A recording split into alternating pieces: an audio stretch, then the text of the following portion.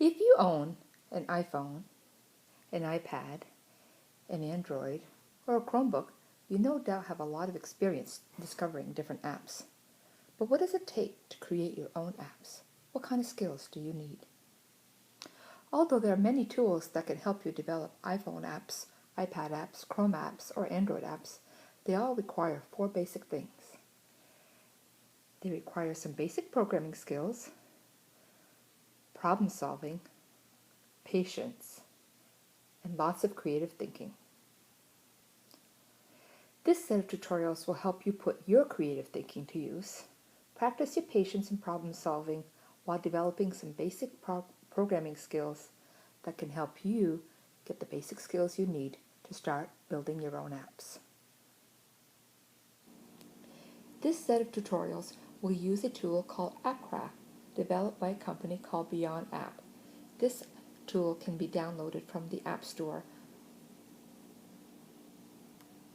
Although AppscraftHD does not allow you to publish your apps directly to the iTunes Store, it does allow you to develop the skills you need to develop your own apps, allows you to play them, share them with friends, revise them, test them, and make them even better.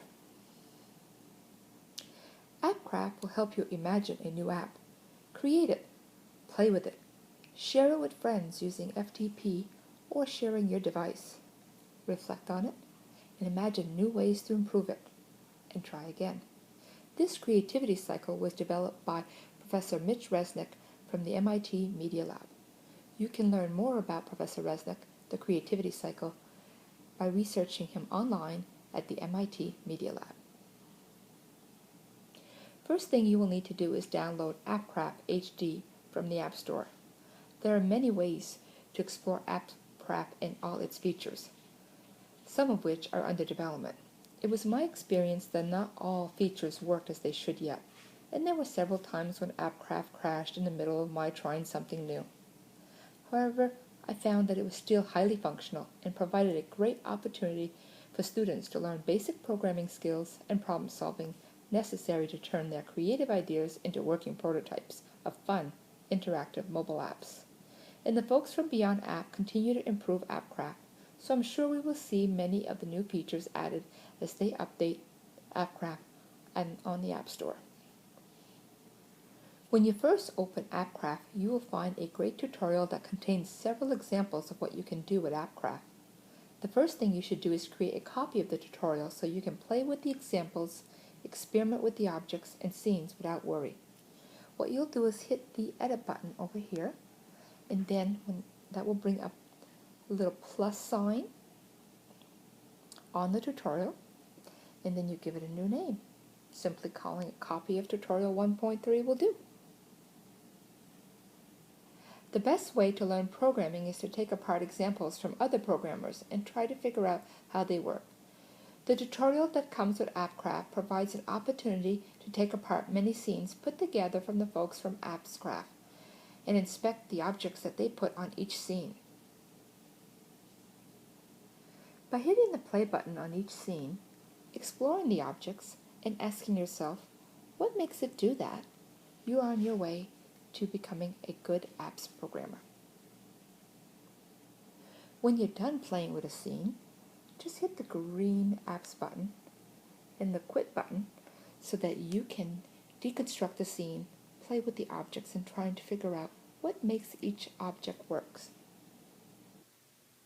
After I played a scene, I would then start to click on the object and then click on each of the menu items along the top and along the bottom to see if any of the settings of each menu item control the object on the scene. I didn't always understand the settings, but I didn't let that stop me. I kept exploring and became familiar with the different scenes in the tutorial so that I could go back later when I wanted to try something similar in my project or my app prototype. I took the time to examine the settings of each menu item over and over again.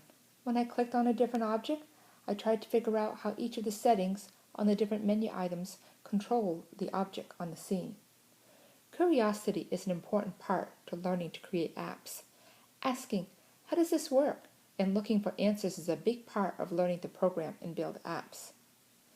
But if you have never programmed before, you might need a little guidance creating your first app. This guidebook is intended to help you get off the ground with apps programming using AppscraftHD. The first thing I'd like to introduce you to is the support section. By clicking on the support button, you will get the help section, and the help section has a tutorial video, and then it has the help section, which brings you to the user's guide, the quick start, and the FAQ. The quick start is the best place to start. By clicking on the quick start, you will get a menu that introduces you with details on how to add a new app, how to add a new scene, how to add a new actor, how to import images, and to do scenarios. Our next tutorial will walk you step by step through some of these quick start concepts, which are very important to creating your new app. What I would suggest now is that you go ahead and explore the quick start guideline. There are some nice pictures and some instructions on how to add a new app, create a scene, add an actor, and play with scenarios. When you're done with that, come back here to tutorial 2 and we will start creating our first app together. We will create a scene, we will add characters and objects called actors, and we'll give those characters and objects powers called scenarios, and you will be on your way to creating your first app using AppscraftHD.